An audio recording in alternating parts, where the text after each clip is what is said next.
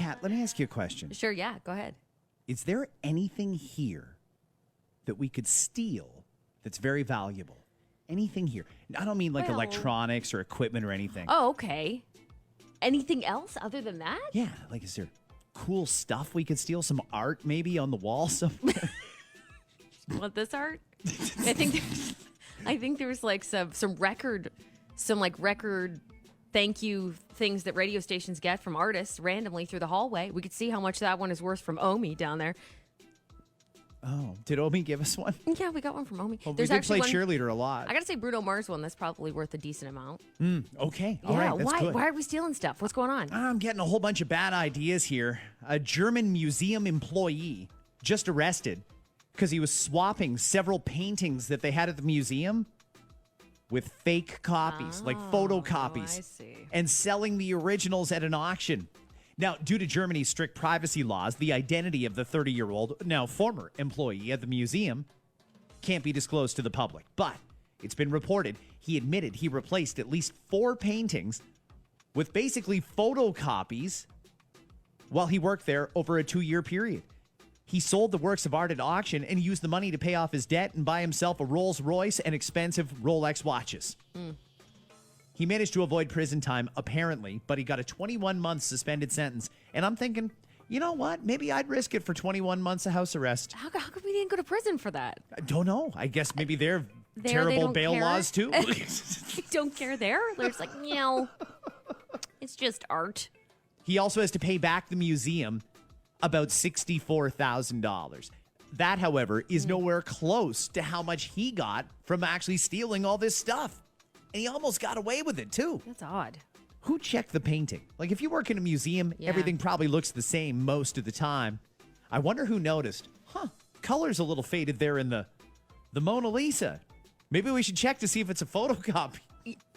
That's a good question. I feel like the really expensive music, the ones who like house the very expensive things, they probably have like a regular person that comes in and they have an official title of some kind to be able to check those things. But what about the like middle of the road kind of galleries where it's like their stuff's expensive, but it's not like $1 million stuff. It's more like $20,000 for this, $10,000 for that. Are people checking in on it?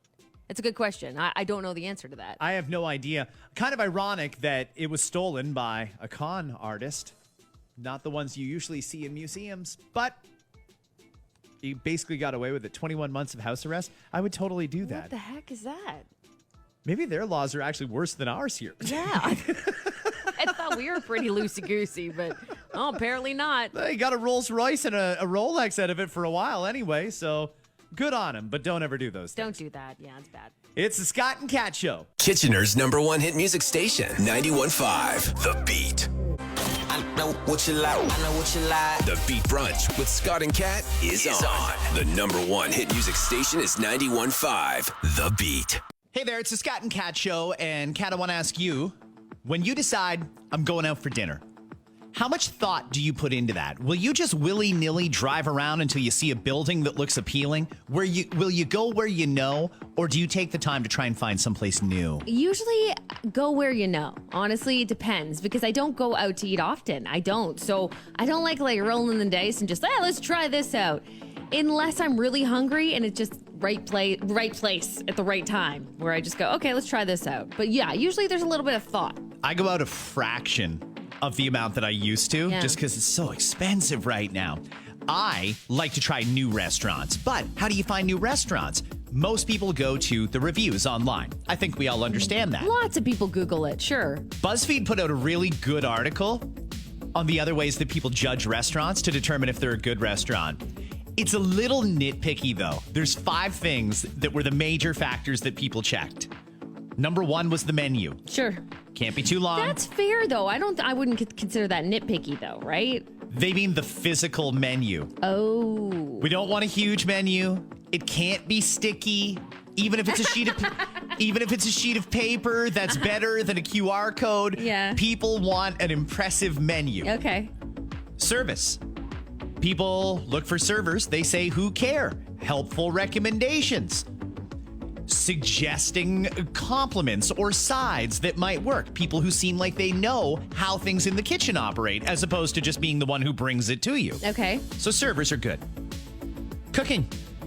Some people say they like to order simple things at first to see if they did the basics right. That's Wait. fair. Really? Yeah. So before I order that Wagyu steak, I want you guys to make a burger, and let's see how that goes Not first. even. Let's try garlic bread and make sure you didn't screw that up. If you screw up garlic bread, I'm out. Can you imagine? Yeah. There are some simple things, though, that are easy to screw up, and I don't know that it necessarily means the whole restaurant is trash. It just means that the guy wasn't paying attention when he was making your pasta. Quite possible. The clientele is number 4. Some people say they look around to see if the place has regulars, but that can be good and bad, they say. If they only have regulars, are they doing anything to attract new customers? Is it just friends of friends that come in there? How would you know if someone's a regular in a restaurant? You can tell. Really? I can tell. Maybe I can tell because I once worked in one, so I could spot them from a mile away. But first of all, everybody who works there stops to say hi or talks to them, or they talk to the servers. It's easy to spot for me. Huh. Actually, that's a good point. The other one is cleanliness. Some people will look at the bathrooms. Some will look at the fake plants or the fake art that's hanging on the wall. Some of them will even check the windowsills to see how dirty it is. Yeah. And if it's a dirty restaurant, they don't want to eat there. Yeah. My question is, do you apply that exact same standard to the fast food places that you apply to fine dining? Because I've seen a lot of fast food restaurants that were way cleaner than some of the fine dining places that I've been to. Yeah, or even the ones in the middle, right? Just like the family style restaurants. Yeah. Those too. Yeah, absolutely. I've seen fast food places that seem much cleaner as well. I'd love to ask some of the people who came up with this a few questions. So let me get this straight. You walk into any restaurant. You notice the windowsills are dusty. You think, well, this is not a good restaurant. Gross. You leave. See, and I don't know if I would leave over a dusty windowsill, but I honestly, in the last few months, I've walked out of restaurants 2 times. Really? Yes. Over things that maybe some people would consider nitpicky, but I don't really. Because you're spending your good hard-earned money there. If you're uncomfortable in that scenario, then you don't want to sit down and dine there. That's it. I'm wondering what other people do. For me, it's online reviews. That's usually what'll make me determine if I'm going to go to a restaurant. What are some other things that you look for? And if you see one of those things wrong, you are walking straight back out the door. What would it take to turn you right back around and say, nah, I'm not eating here. I'm not spending money here. Shoot us a quick text if you've got a thing that you judge restaurants by. 1-833-915-SHOW 7469. That's our number. We're going to have your text coming up in just a few. Kitchener's #1 hit music station. Scott and Kat, well, they're available at your fingertips. Subscribe to the After 9 podcast wherever you get your favorite podcasts. Of course, listener discretion advised. Kitchener's #1 hit music station. 91.5 The Beat. Turn it up. The Beat Brunch with Scott and Kat on Kitchener's #1 hit music station. Yeah, you know what we is. 91.5 The Beat. It's the Scott and Kat Show, and if you're just throwing the radio on, we got a lot of texts that we're going to get to in just a sec. First off, let's get you caught up here. It's a good article in BuzzFeed, 5 things that people judge restaurants by. Some of them are kind of petty, like this one, the menu. Not what's on it, the actual menu. They say if it's sticky, if it's too big, they don't want it. If it's a QR code, they hate it. They would rather have paper than a QR code. I can't believe how many people still have the QR code going. The service, the cooking, the clientele, and the cleanliness was a big one for people. We asked you, what's something that is a make or break for a restaurant? If you see it, it is just not happening. You're walking right back out the door. How is it that you make that judgment? First text in comes from Barbie, who says, if I see a lot of seniors in there, I know I'm getting good value for money. That's brilliant. You're just not seeing them late at night. Well, Don't judge if you're in after 7 p.m. But yeah, I think of like places like Swiss Chalet when I think of that. it's true, but hey, they've got all that time, right? So they'll sit and they'll calculate. Ooh, if you get a quarter chicken here, it's cheaper than a quarter chicken there. And this Yeah. one comes with a bun and that one has fries. They've got it all worked out. Seniors, that's a good indicator. And if they have a good seniors discount, you better believe it. Judgment. This texter says, I go on Google for reviews, then I look at the menu online, and check the pricing. If all that passes, then the appearance of the restaurant and the smell of the dining area and washrooms. So wait a minute. Do you go into the restaurant and go to the washroom first and check that out before you dine? I'm wondering if that's what they mean. Like, how do you know interesting. until after you sit down and use the bathroom? So you might check that out, scope it out first. You know what, though? I would recommend you scope that out. I went to a place recently. The washroom was hideous. It was a food place. The washroom was not good. Like, just dirty, no paper towels, no thought put into the hygiene aspect. And I thought, if the bathrooms are that dirty, how are they keeping the kitchen up? It's a good indicator for me. So you left?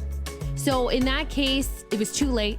Oh, no, you'd already ordered? But I'm saying that that's a good idea. I would probably do that next time. I'd check out the bathrooms first. And I don't think things like that are petty at all, because you're spending your hard-earned money somewhere and you want it to be clean. Totally agree. This texter, hey, by the way, when you text the show, you only have to do it one time. Include your name so we know who we're talking to. This person says, dirty flooring for me. It drives me crazy. Always check the bathroom. I do before I order food. Yeah, that's great advice, actually. I would probably do that first. That's a good way to do it. Huh. Guys, I go by the dollar signs in the reviews. $4 means I can't afford it. Okay, so they tell you how expensive it is? Have you ever seen that? Some of them, it's like a $5 sign rating system. Okay. And if it's $5 signs, that's fine dining. It's going to be a $500 night probably. Right. 4 of them, that's high end, but it's not elite. 3 of them would be like your family restaurants. 2 would be like your fast foods and stuff like that. In any case, love all these text messages. Thank you for taking the time. You can reach us anytime at 1-833-915-SHOW. 91.5 The Beat. Catching you up on everything that happened this week. Turn it up. The Beat Brunch with Scott and Kat on Kitchener's #1 hit music station. 91.5 The Beat. 91.5. The Beat of Eastbridge. It's a Scott and Kat show, and Scott, I think I like this. Bumble is out with something new. And for those who don't know what Bumble is a dating app. But if you're with somebody right now and you're thinking, well, this won't appeal to me, hang on. Because they do want it to appeal to you. Because it's not about hooking up or even dating. It's about finding friends. Oh, that sounds interesting. So the Bumble dating app is currently testing this new BFF app. It's like a brother app to Bumble, so you can find friends. The description reads, with Bumble for Friends, BFF, you can chat, meet new people, and make friends in a community focused on kindness and safety. Whether you're new to your area or just looking to expand your circle, Bumble for Friends is the easiest way to make new friends and find community. Okay, so we've heard of things similar in the past. They were functions and stores and libraries and coffee shops. That's how you typically met friends in the past, but we don't talk to each other anymore. We're afraid to approach strangers. So now we've got an app to make friends, and I don't hate that either. It's not the worst idea. Because you don't do that, especially as an adult. And I think about all the people I know that are you're busy, right? Everyone's busy. What do you have every single day? You have work, and then you have this and that. It's kind of awkward to be like, hey, stranger that we had like a brief conversation with in a bathroom once. Do you want to be friends? Can I have your number? Without that being super awkward. This is a space where other people want to find friends. And maybe that means like-minded friends. Maybe that means, you want to find a mom friend or a dad friend. So or somebody to help you move. Or somebody. Sure, why not though? I mean, there's all kinds of different types of friends. Maybe you want to find someone because all your friends don't want to go out to the bars. Find a friend that does. I mean, there's lots of different reasons why you might want to find a friend. And right now, there's Facebook groups, right? We all know there's a ton of Facebook groups out there where you can connect with friends, and you can just ask people, hey, I'm going to a park. Does anyone want to come for a jog with me? Or, hey, I'm really into scrapbooking. Do you want to do scrapbooking with me? There's all kinds of different groups that are specific, and that's great. And a lot of people have met friends online. This is a place that you can go. They say that they are going to make it as safe as possible. So kind of like they're dating, the way that they do their dating, where I don't know how many background checks they really do on people, but apparently they say it's going to be 100% safe. All right. So one of the things that I know about guys is guys are a little diabolical when it comes to meeting potential dates. And sometimes guys will use this strategy where at first you slide into the friend zone. Then you convince them to go out with you. I'm wondering how many guys are going to use this as the intro to a dating app. Wonder how many guys are going to use this as the back doorway into that relationship. I mean, they say it's for friendship, but is it really just another way to date? Well, I mean, you can set it to whatever you want. So let's say I want to find a friend. Let's say, you know what? And by the way, you can set your desires for friendship. By that, I mean, I'll give you a few examples. They have here, I'd like someone who I can just rant with and vent to. I want someone that will text me back when I text them 24/7. It's just like a fun little texting relationship. I mean, I want someone to go out to a park with me. I'm more into the bar scene. There's lots of different options. There's also the option of, hey, I'm a girl. I just want a girlfriend. Oh. I want to, this is not for like to find relationships in that way. Oh, I know that it's not intended that way. I just know how these things work. But you can close it off. Like I could say no males. Oh, interesting. Yeah, of course. I don't have to become friends with someone that I'm not interested in becoming friends with. No, I'm just suggesting that some people have sinister ulterior motives. But hey, I hope it works. It's good if people make more friends. Life is better when you have a good network around you. Is it available now? Does it cost money? Yeah, it is available now. From what I can tell, it doesn't cost money. But you know how it goes. Once you're inside the app, there's possibility to move up to a different tier, I'm sure. I'm not sure about the friendship one. I know with them, the dating one it is. But right now you can find it. Bumble for Friends app or the BFF app. BFF is a great name for a friendship app. Oh, that's clever.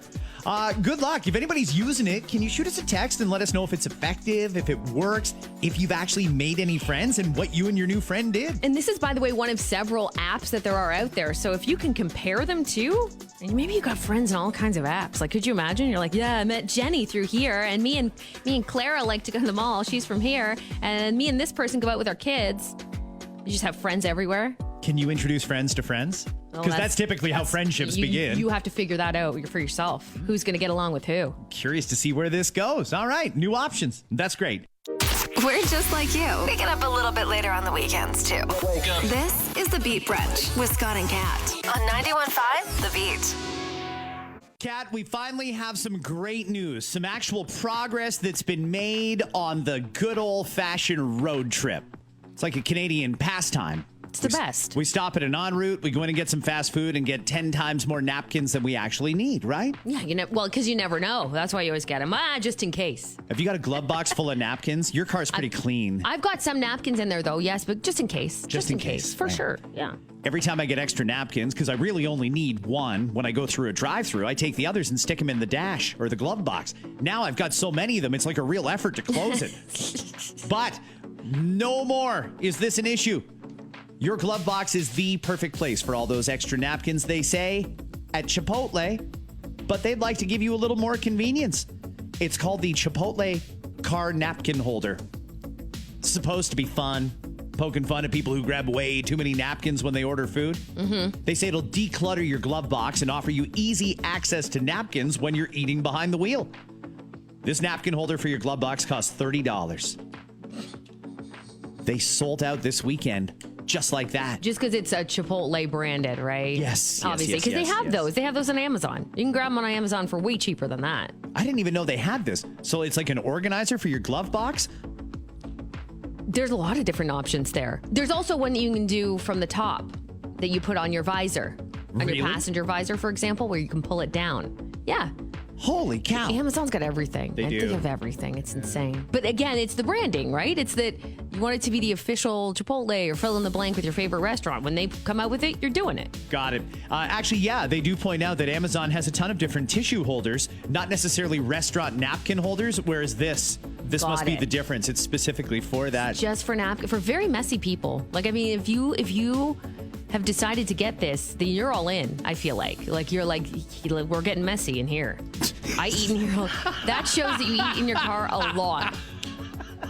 Do enough people eat in their car that much that they need it? I guess so. Hey, I've got them and they're there just in case there's an emergency. I've been waiting years and there's never been an emergency. But if you spill your coffee in your car, you're thankful for those. Very, very true.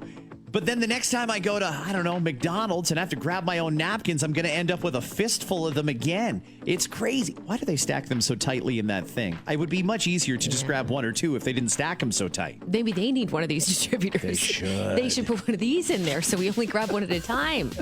That would be smart. Well, if you're interested in this restaurant napkin holder, by all means, go ahead. Now, they are temporarily sold out, but as Kat points out, there's lots of them available on Amazon. I didn't even know that this was an option until now, but my car's about to get much more organized. Your life's about to change, sir. I love it. Let's do it. Your favorite moments from the week. The Beat Brunch with Scott and Kat on 91.5 The Beat. Hi, everybody. Welcome to the Scott and Kat Show. You're listening to the radio right now, and we really appreciate that. We've got another great Reddit thread from the Am I a Jerk section. Right. Okay. Bring it on. Let me tell you the story. So it's a woman who says, I just had my baby shower, and I tried really hard to make it a women's only event in the beginning, besides my son, who's 5 months old. It was small. We were only going to have friends and family. But then everyone started inviting along their husbands and boyfriends and their kids. Wait a minute. Who does that? Who? I've never once in my life been like, I really wish my husband could be here in the shower. Like, what? And I've never met a guy who said, God, I wish I could go to that baby shower. Never once. Okay. So the woman says, finally. I said, whatever, just to avoid conflict. And I had my fiance come to the shower as well. Now, when it came time to open presents, I'd told my son previously he could help me open some for his baby brother. I thought it would be a good opportunity to get some cute photos of me and my son and my fiance in front of the balloon arch and decorations.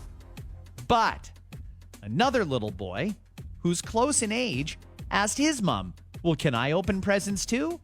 And his mom said, oh, that sounds like a great idea. So the little boy came running up and wanted to help me open presents. Now, to be clear, nothing was said in front of the child or with him being able to hear.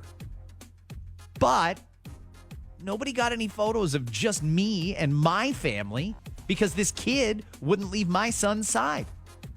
I bit my tongue and sucked it up. But later, I used Photoshop to remove the other kid from all the photos. So did the mom of the kid get upset? Yes, she's actually quite angry that the bride went as far, or the mom went as far, as to Photoshop her kid out of the photos. And she's asking a simple question. Am I a jerk for doing that? Should I have just left the photos with this other kid in it, or is I right to have photos of me and my 5-month-old son and my fiance? Photoshop it if you had to. But what parent of that kid who wanted to help out would let him stay there the entire time opening gifts is my question. Because even at birthday parties, right? Like my kids get excited. All kids get excited and they want to help open gifts. That's totally fine. But even, like, I don't know, for me personally, I'll pull my kid out of there after a while. Like, okay, it was fun. You opened one or two. Get out of there. This is not your birthday party. I think similar should probably have been done there. But mom probably thought it was like, cute. He's helping open every single gift. And probably wasn't reading the vibe that this pregnant, mother-to-be excited for her shower was giving off, which was probably like, get your kid out of here. Right. Get off my stage. And it's kind of amazing that all her friends and family just imposed on her and wanted to do their thing at her shower. Sending your kid up to somebody else's gift opening moment, that seems like a weird thing. It's a weird thing. And I'm sure for her, if she looked at those photos and let's say they were like posted on Facebook or Instagram or something, I'm sure the mom was like taken aback by it, obviously. But it kind of does bring up the whole photoshopping people out of things and being cropped out. Have you ever had that before where you look at a photo and you're like, I was in that original photo. Why was I cropped out of that photo? There's years worth of photos from another radio station that I've been cropped out of various photos. You too. Me too. I know I was there. You know they what? cropped me out of that. That I fully understand. We pieced out on them, like, to be fair. But like a friend, my favorite is when people do that when it's clearly a relationship they had that they're no longer with, and it's the most rectangular photo you've ever seen because they cropped out their ex. And it's just like such a thin, long photo, and it's very obvious that they just really like that photo of themselves, but they just wanted to crop that a little smaller. This is a whole nother level, though, when you Photoshop the photo itself. Let's get an instant Scott and Kat poll going here. Our text number is 1-833-915-7469. Is she a jerk because she cropped this kid out of her photos?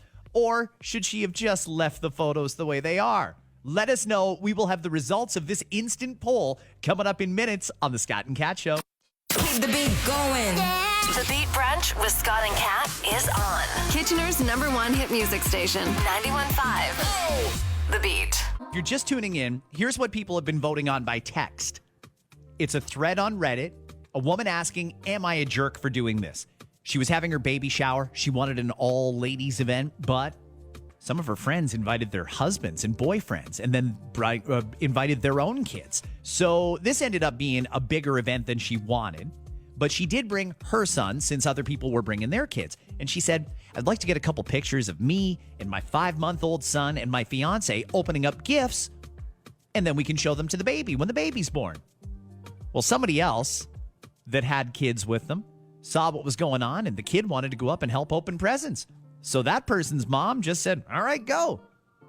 This woman didn't get any pictures of her and her son and her fiance opening up gifts that don't have this little kid in it. So she photoshopped the kid out of the pictures. And now she feels bad. The other mom is angry. And the woman's asking, am I a jerk? Because I just wanted some pictures with me and my family, not somebody else's kid opening up my future kid's presents. Am I a jerk was the question, and the amount of text messages have been astronomical. They're great. Harris, she's not a jerk. People need to chill. Someone says, I wouldn't say she's a jerk. She deserves to have the photos she wanted. However, if it is that important to her, I feel like she was in a position to say something. It was her day. She has the permission to request and say what she wants. The mom of the other kid should understand. And if she doesn't, that's her problem. Yeah. First off, I don't think the other mom would have understood, but it doesn't, considering she doesn't like the fact that her kid was photoshopped out of the photos. Right. Is that's an insult, right? When somebody photoshops you out of a photo. But in this circumstance, Scott, I don't think so. Like, I personally don't think it is a jerk move because she wanted those photos to be with her family and not some straggler that came up and started opening gifts. Who does Sorry, that? but get your kid out of the way every now and again. Like, read the room. I think so anyway. I don't think the mom was being a jerk.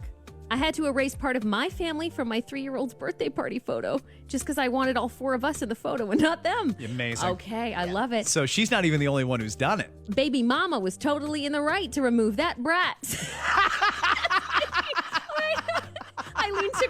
Eileen just stepped right over the line. Like, that brat, move over.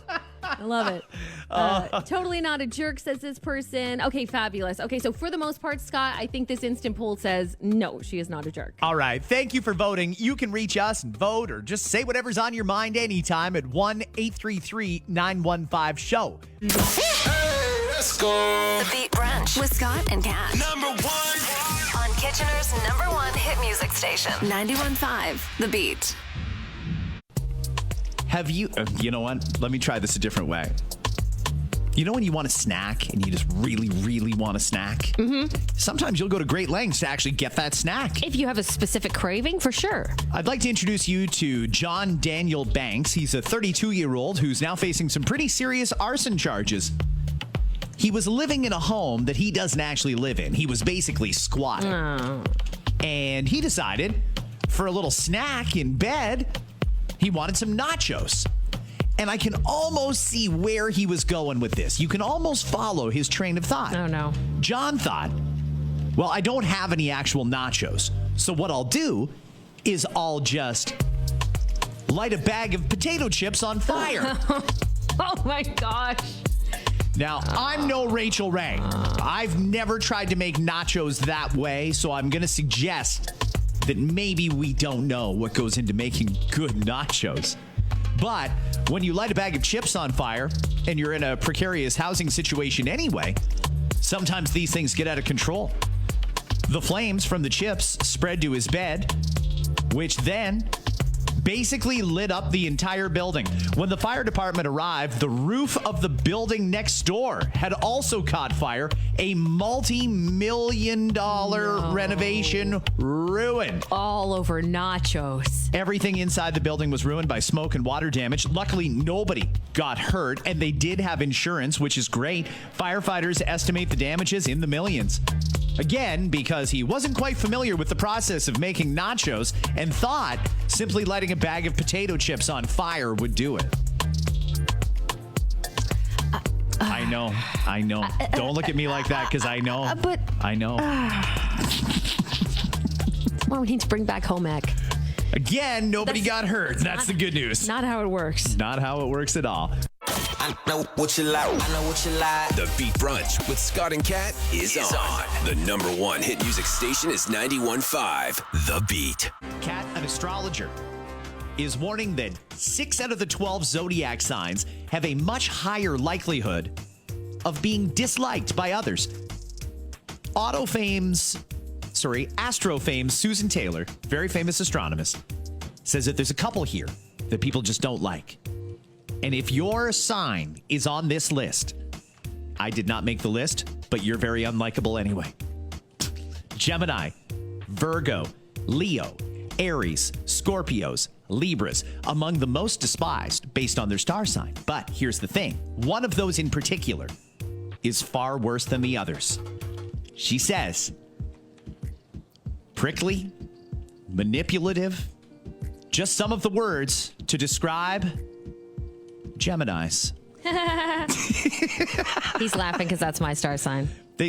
She says, they have unpredictable personalities, leaving people uncertain about what to expect with their unstable nature and frequent mood swings. We love keeping you on your toes, and I'm okay with that. Geminis can be challenging to be around, resulting in an unreliable friendship. Kat, why are you so challenging to be around? Challenging? I like it that way.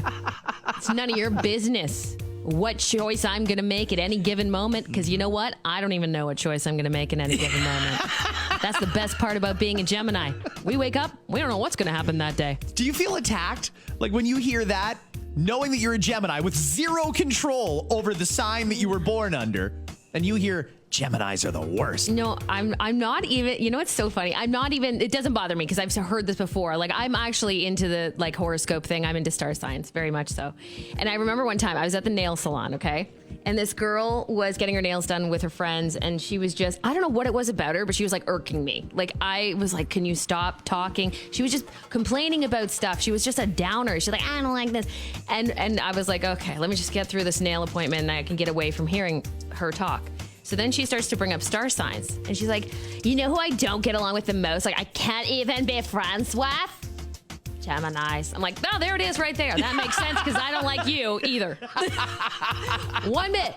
So it goes both ways is what you're saying. Oh, sure. I mean, I'm into it. I'm interested in it. There's a lot of truth to the star signs. I don't know if we are considered most despised in day-to-day life. But I believe she said you were prickly and manipulative. But at the end of the day, we get what we want. Can't argue with the results, right? You know, you got what you wanted. You get what you get, and you can't get upset because, like you said, you can't really choose your birth date. 91.5 The Beat.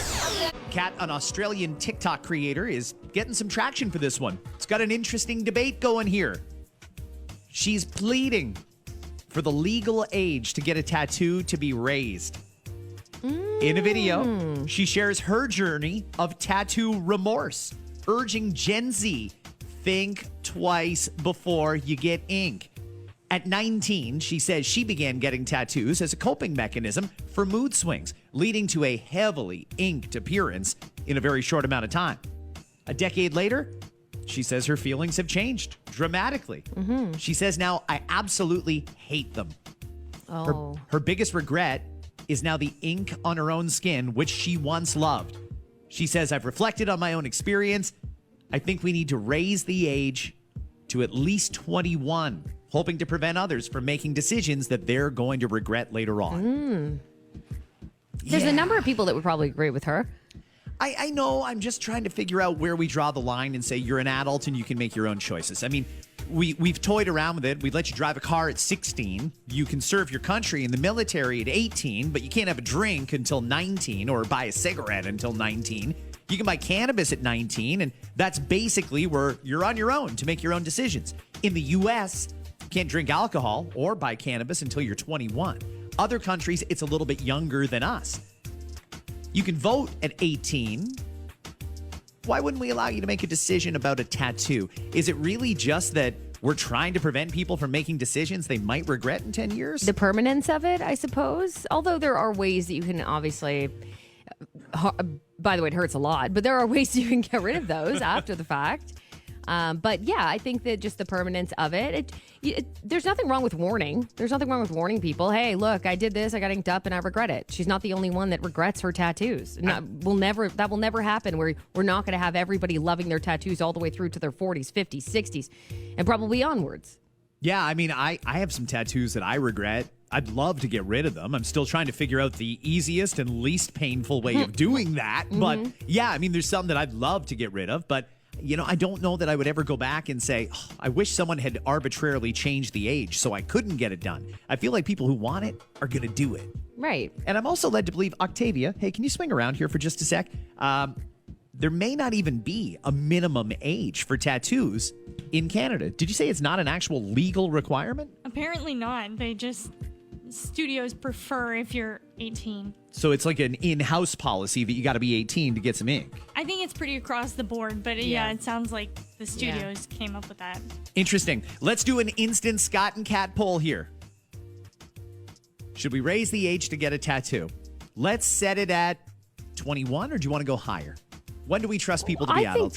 I think people should just weigh in and tell us what they think about it. There might be some people that think at 16 years old you can get it, or there's people who have gotten tattoos at 16 years old. Great when point. You can drive a car and you're trusted in that responsibility, and it is you and your body. So where do we draw the line is a great question. So I just want to hear from people generally speaking. 1-833-915-7469. Let us know what's on your mind. We'll have your texts coming up.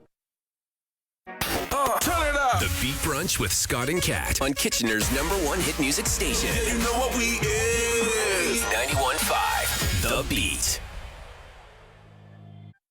Catching you up on everything that happened this week. Turn it up. The Beat Brunch with Scott and Kat on Kitchener's #1 hit music station. 91.5 The Beat. If you're just tuning in, we're having a conversation about tattoos. It's an Australian TikToker. A lot of followers. She's heavily inked. She says she started getting tats when she was 18 years old, as soon as she was allowed. And now she has a lot of regret. She said she got those tattoos at a different point in her life, and she did it to compensate for various ways that she was feeling. Now she doesn't feel that way anymore. The process to get rid of them is very painful. She wants a change in the age. She wants the law changed so that you can't get a tattoo till at least 21. Is that right? Or do we let people over 18 make adult decisions? Okay, lots of text on this. This one's from Shannon. About the tattoo age, how can you pick an age when everyone matures differently? Some 19-year-olds are mature enough.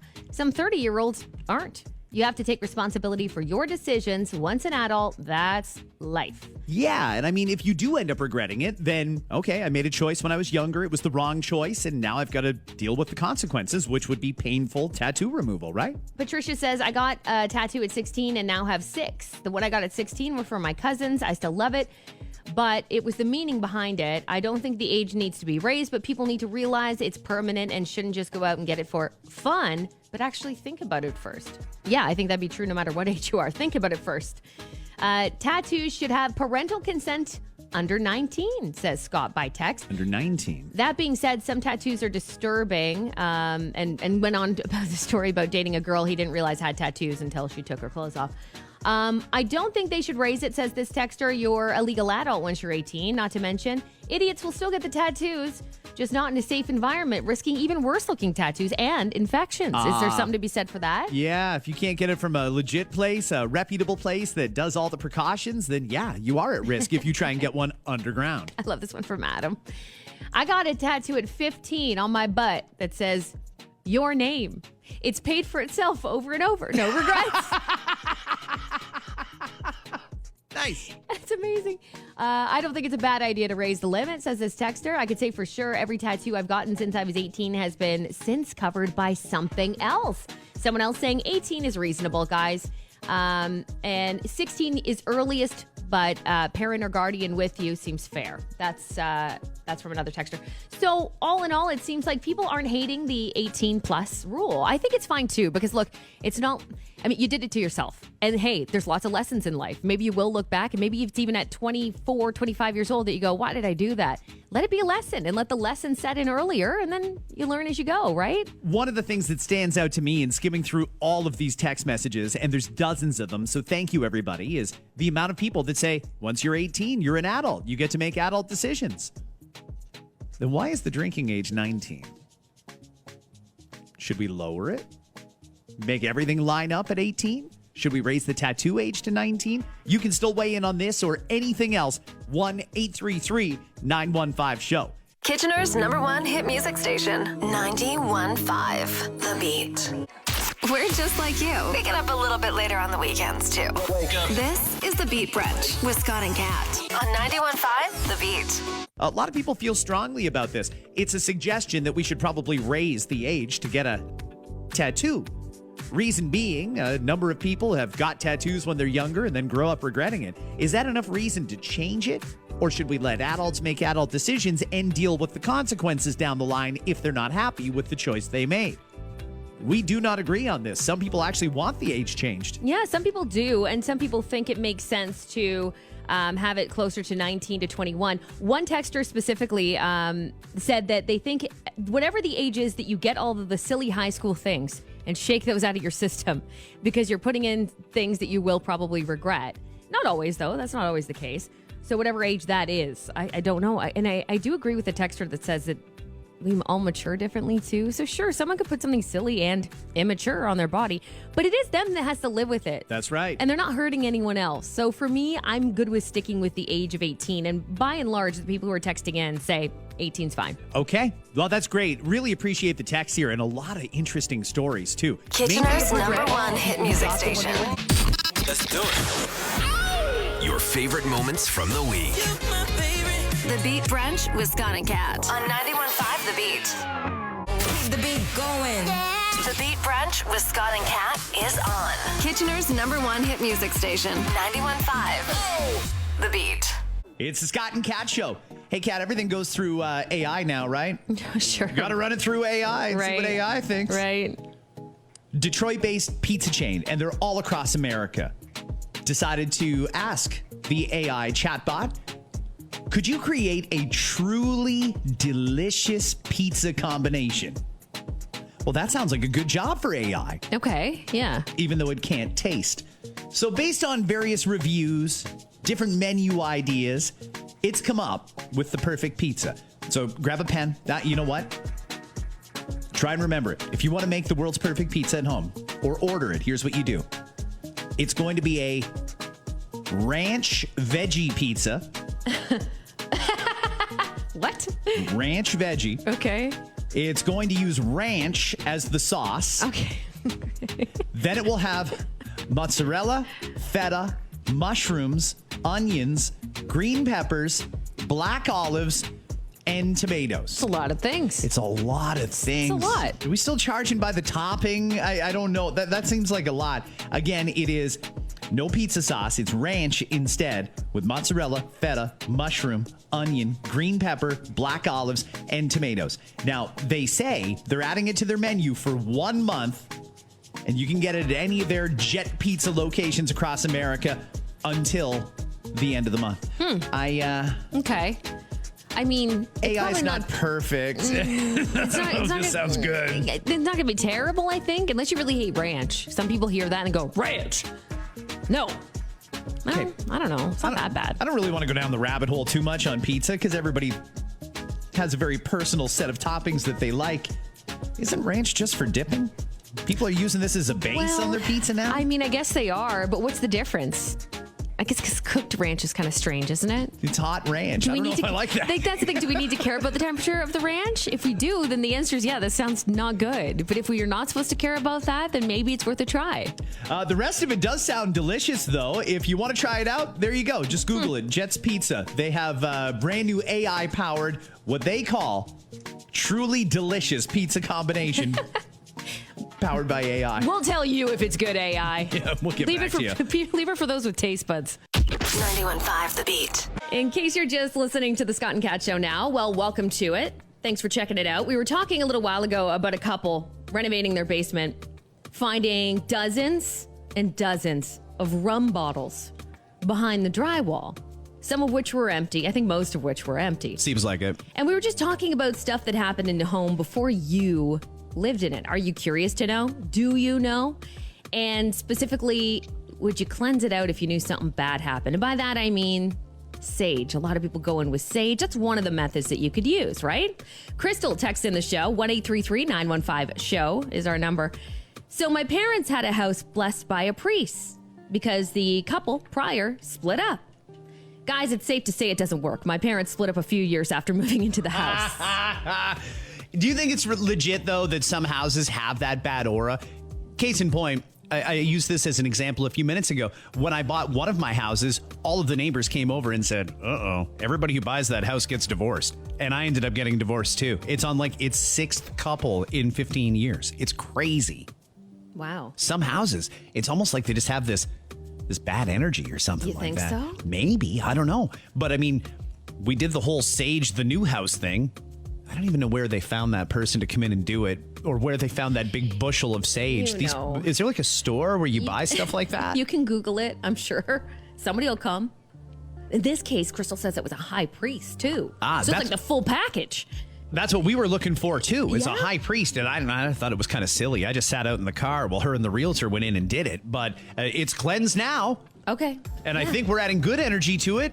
But yeah, maybe you want to clean up your new house if you happen to get one. We should talk to Tony Johal, one of our realtor friends, and find out how often stuff like that happens. Oh, I bet you it does. I bet you everybody has a contact for sure to help out with something like that.